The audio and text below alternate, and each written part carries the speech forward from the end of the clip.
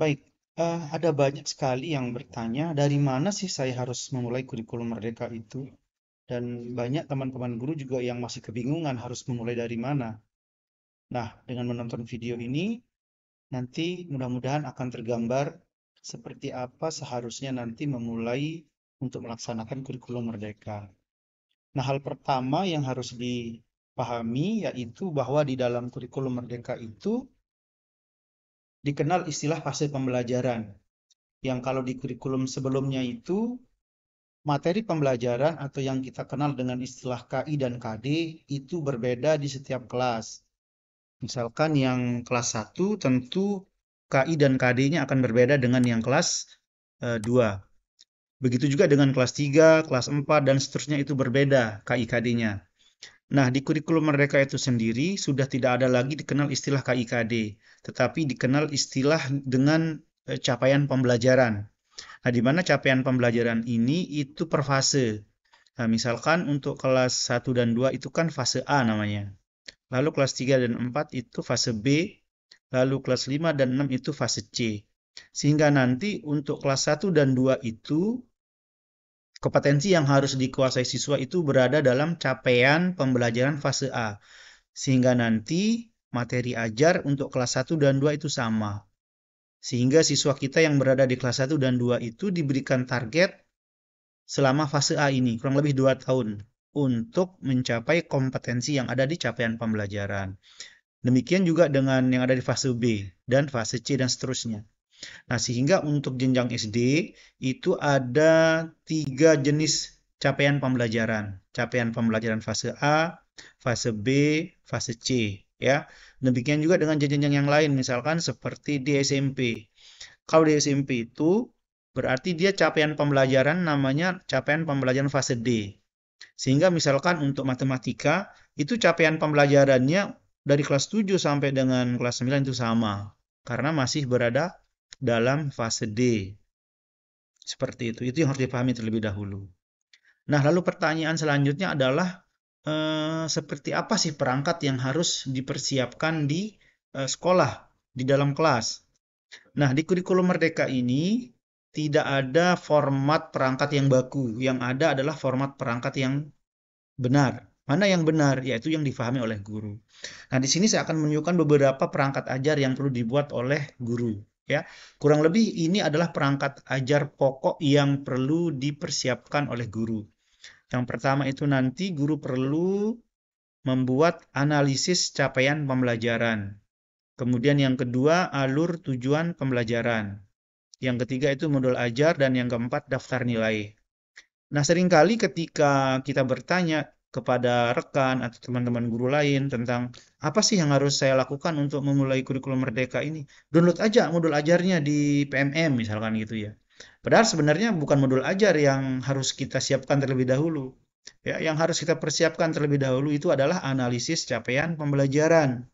Karena ketika kita langsung menuju ke modul ajar pasti akan terjadi kebingungan, ya. Karena ada banyak sekali versi dan contoh modul ajar.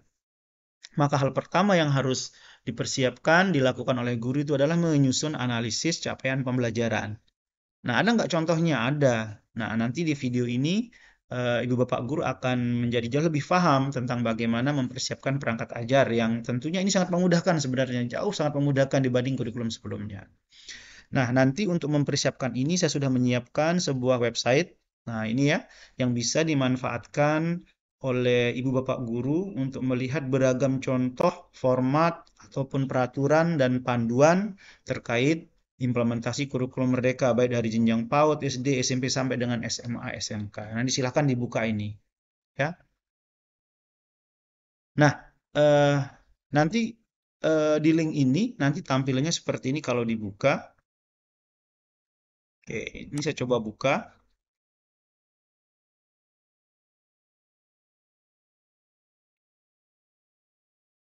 Nah, nanti tampilannya seperti ini websitenya.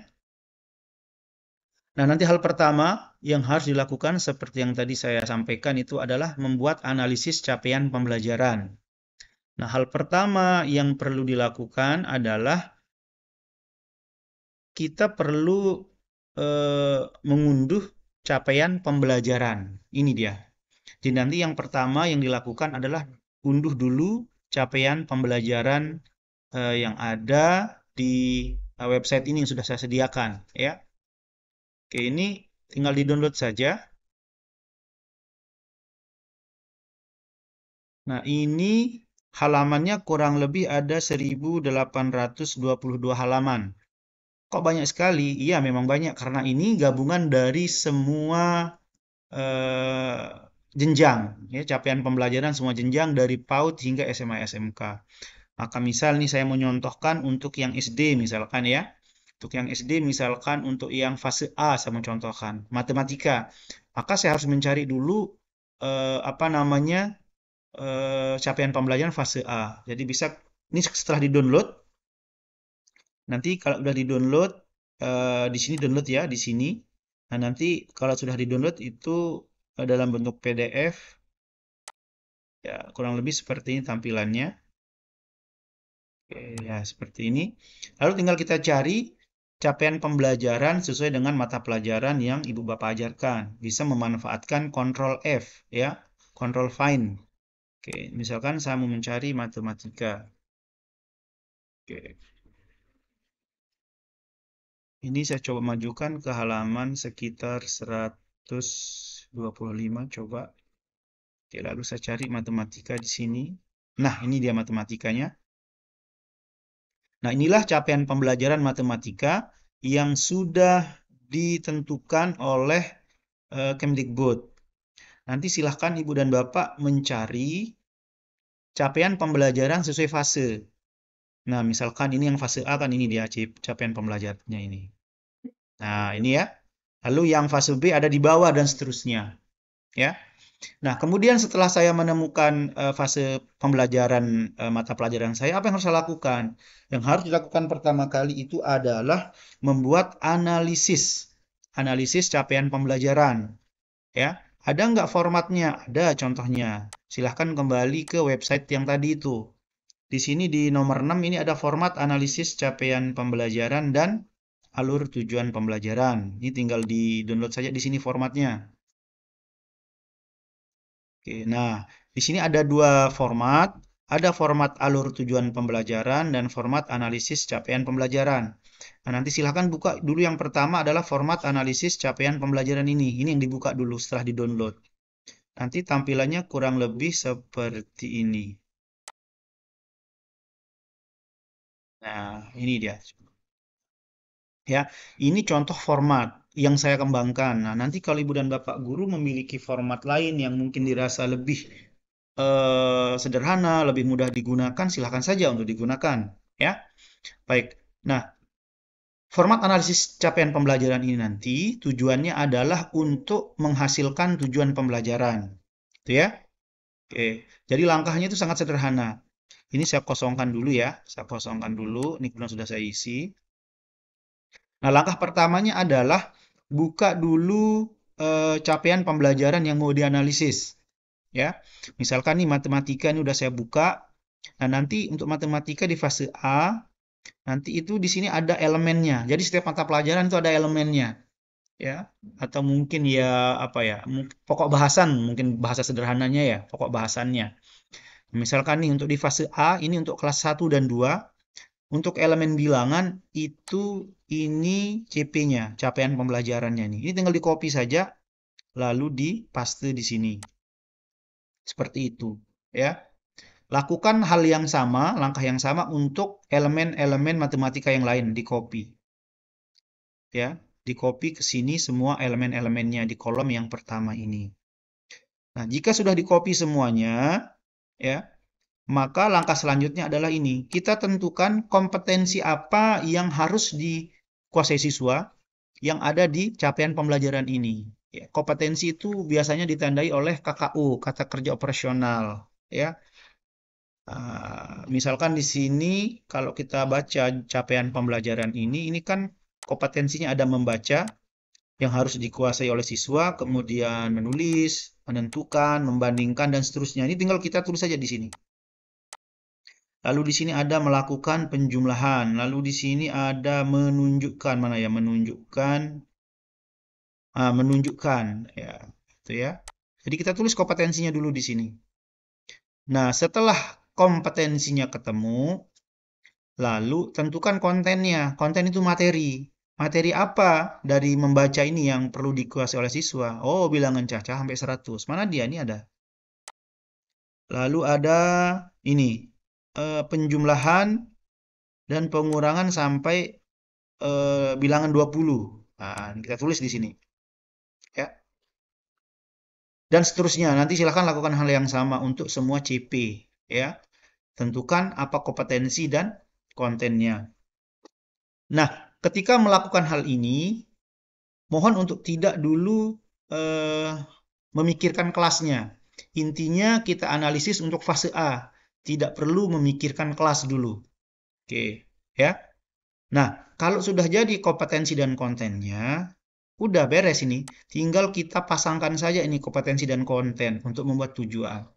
Jadi tujuan pembelajarannya itu adalah siswa dapat membaca bilangan cacah sampai 100. Siswa dapat menulis bilangan cacah sampai 100 dan seterusnya. Lalu kita tulis di sini. Ah, tapi ini kok kenapa? Bilangan cacahnya kok sampai 50? Oh iya. Nah, karena di kurikulum Merdeka itu eh, guru diberikan apa namanya kebebasan untuk menentukan tujuan pembelajaran. Yang penting nanti selama 2 tahun harus selesai sampai bilangan 100. Nah, di sini saya membaginya menurut saya itu dibagi jadi dua saja, 50 dan 1 sampai 50 ya. Bilangan cacah 1 sampai 50. Baru nanti di bawahnya lagi kita buat bilangan cacah 51 sampai 100. Oh, saya maunya bagi 4, 1 sampai 25, lalu 26 sampai 50. Itu boleh silahkan. Atau mau dibagi 10 silahkan. Ya. Jadi guru diberikan kebebasan untuk menentukan tujuan pembelajaran. Yang penting nanti begitu selesai fase A selama 2 tahun, siswa sudah bisa menguasai kompetensi dan konten ini. Nah, dalam membuat tujuan pembelajaran ini diperlukan kerjasama antara guru kelas 1 dan guru kelas 2 untuk fase A. Nanti kalau yang fase B tentu kelas 3 dan 4 dan seterusnya gitu ya. Nah, kemudian jika tujuan pembelajaran ini sudah selesai, jadi ini kan kita sudah punya banyak tujuan pembelajaran sampai bawah nih. Semua CP sudah kita buatkan tujuan pembelajarannya. Maka langkah selanjutnya adalah kita perlu menentukan mana yang diajarkan di awal dan mana yang akan diajarkan di akhir fase. Atau bahasa singkatnya mana yang akan diajarkan di kelas 1 dan mana yang akan diajarkan di kelas 2. Ini kebetulan kan contoh fase A. Nah, silahkan bisa ditambahkan di kolom keterangan ini kita buat keterangan mana yang mau diajarkan di kelas 1 ataupun kelas 2. Jadi, tunggu dulu tujuan pembelajarannya selesai kita buat, baru kita memikirkan kelasnya. Baru kita tentukan kelasnya. Tinggal ditentukan saja di sini. Mana yang kelas 1, mana yang kelas 2. Demikian juga dengan fase-fase yang lain. Misalkan yang di SMP, fase D. Nah, setelah jadi tujuannya, baru tentukan mana yang kelas 7, mana yang kelas 8, mana yang kelas 9. Nah, maka selesai sudah analisis capaian pembelajaran kita. Dan kita sudah mendapatkan tujuan pembelajaran. Nah, ini dia. Nah, langkah selanjutnya setelah apa namanya tujuan pembelajaran selesai, itu langkah selanjutnya adalah kita perlu membuat alur tujuan pembelajaran. Ya, ini formatnya sudah ada. Tadi sudah di-download di website ini kan, ini dia. Nah, nanti tampilannya kurang lebih seperti ini.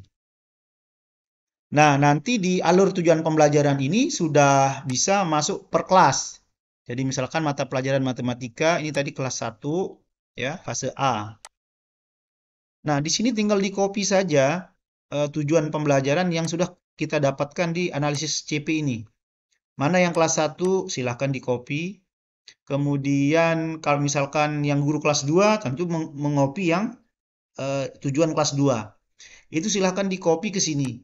Ya, di-copy secara berurutan, mulai dari yang paling mudah ke yang paling susah, dari yang sederhana menuju ke yang kompleks. Itu di-copy ke sini. Seperti itu. Nah, kemudian kalau sudah selesai tujuan pembelajaran ini, langkah selanjutnya adalah kita tentukan alokasi waktu untuk setiap apa namanya tujuan pembelajaran ini. Caranya bagaimana? Nah, caranya adalah buka jadwal dan buka kalender pendidikan. Oke, ini saya buka jadwal pelajaran ya. Nah, contohnya saja, misalkan ini adalah jadwal pelajarannya, misal ya, contoh ini ya, contoh ini jadwal pelajarannya. Kemudian buka kalender pendidikan. Oke, nah ini kalender pendidikannya. Nah, nah di jadwal pelajaran saya ternyata matematika misal ya, misal itu hari Selasa misal, full nih saya mau ngajarin matematika di hari Selasa. Nah, maka tinggal dihitung hari Selasa itu ada berapa kali di kalender pendidikan. Tinggal hitung saja. Juli berapa kali, Agustusnya berapa kali yang hari Selasa itu dihitung, ya. Gitu dihitung. Oke. Nah, anggap saja misalkan eh, apa namanya? Jumlah hari Selasanya ada 40, misal ya, ada 40. Nah, maka kita balik lagi ke alur tujuan. Tadi hari Selasa itu ada 40 kali selama setahun, ya. Nah, di sini saya punya tujuan pembelajaran, anggap saja misalkan banyaknya ada 20 misal ini ya, contoh saja nih. Nanti tergantung Ibu Bapak guru berapa jumlahnya itu tergantung hasil analisisnya. Nah, di sini saya anggap saja 20 ternyata jumlah tujuan pembelajaran. Dan waktu yang tersedia itu adalah 40 hari. Ya, maka jatah pertujuan ini adalah 40 dibagi 20. Maka masing-masing tujuan pembelajaran ini nanti akan saya ajarkan 2 kali pertemuan. Jadi untuk tujuan pembelajaran yang pertama ini 2 kali hari Selasa akan saya ajarkan, 2 kali pertemuan, gitu ya. Nah, kalau saya lihat di jadwal saya, ini hari Selasa itu matematika ada 7 JP, ada 7 JP. Maka kalau 2 kali pertemuan ya berarti 14 JP, gitu. Kemudian ini juga 14 JP, gitu. Nah, ternyata tujuan pembelajaran yang pertama ini materinya mudah. Saya cukup 1 kali pertemuan saja. Boleh. Berarti ini jadi 7. Ini agak sulit tujuan pembelajarannya. Saya perlu 3. Silahkan. Boleh diisi di sini 3 kali pertemuan. Gitu. Berarti ini 21 JP. Gitu. Setelah itu kemudian tinggal diisi tanggalnya di sini. Gitu. Sesuai dengan kalender pendidikan. Hari Selasanya itu hari apa diisi. Sehingga format ATP ini sudah include sekaligus dengan format program tahunan dan program semester. Sehingga di kurikulum Merdeka tidak perlu membuat format tersendiri untuk program tahunan dan semester. Sudah include di sini. Seperti itu. Ya. Nah, lalu berikutnya di sini tinggal diisi kolom-kolom berikutnya. Ya, ini kompetensi ya. Kompetensi ya, maka kompetensi ini tinggal cek di sini apa kompetensinya. Ini kan membaca, menulis gitu ya. Tinggal ditulis saja.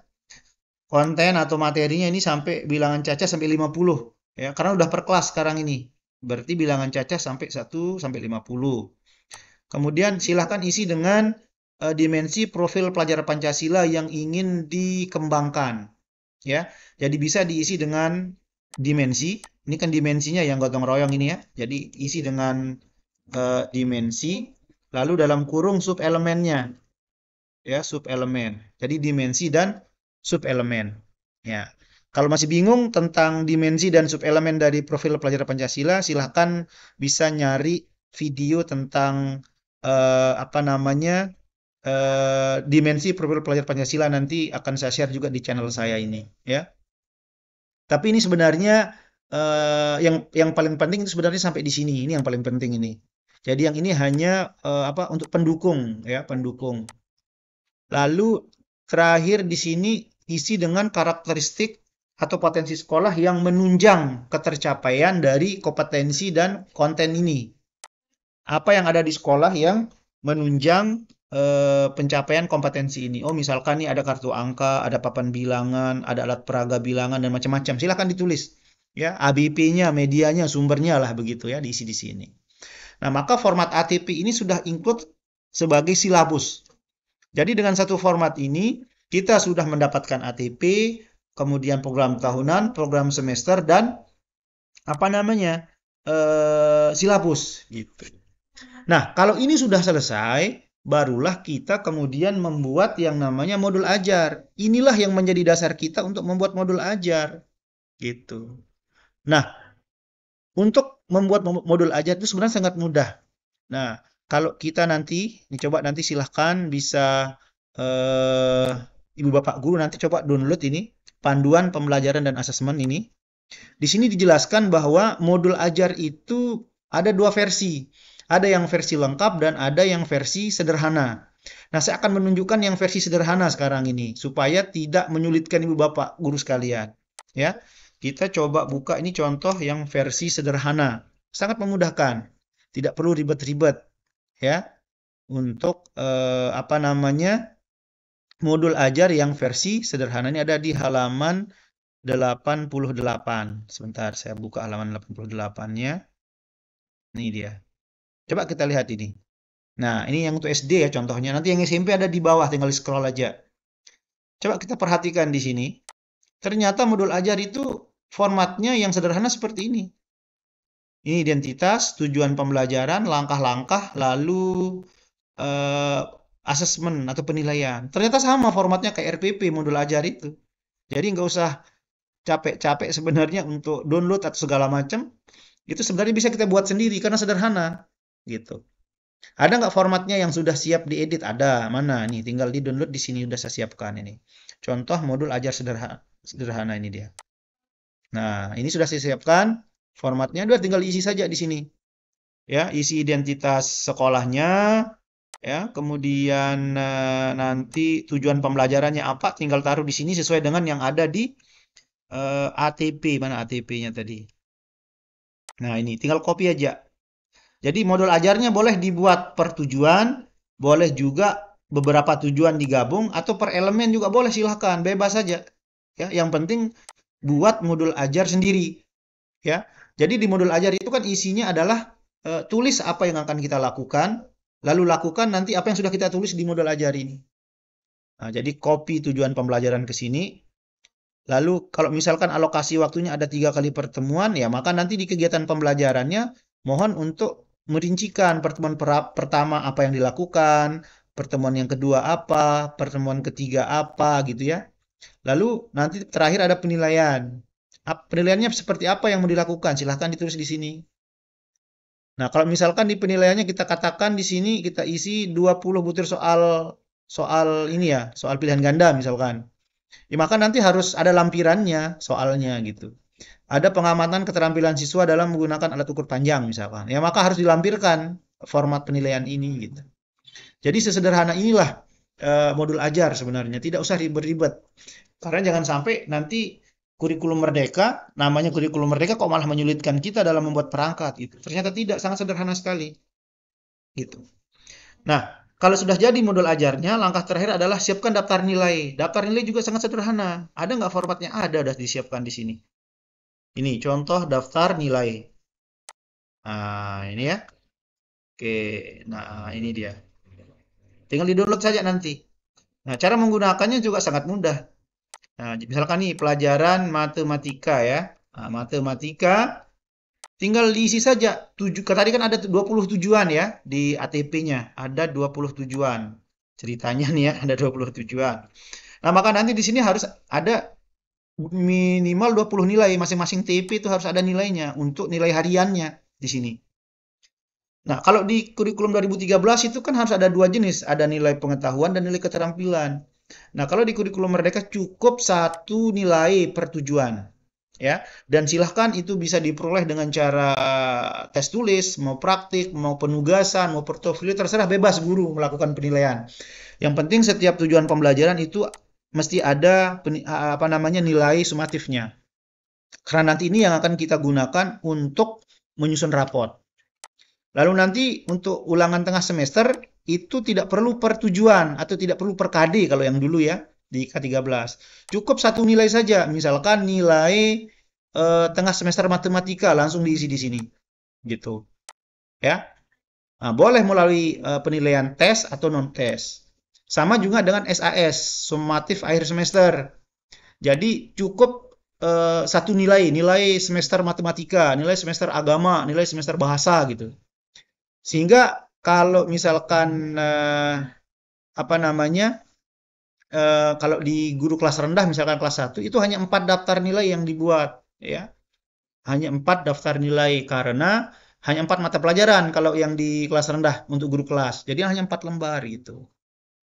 Nah, jika daftar nilai ini sudah jadi, nanti untuk buat rapotnya menjadi mudah.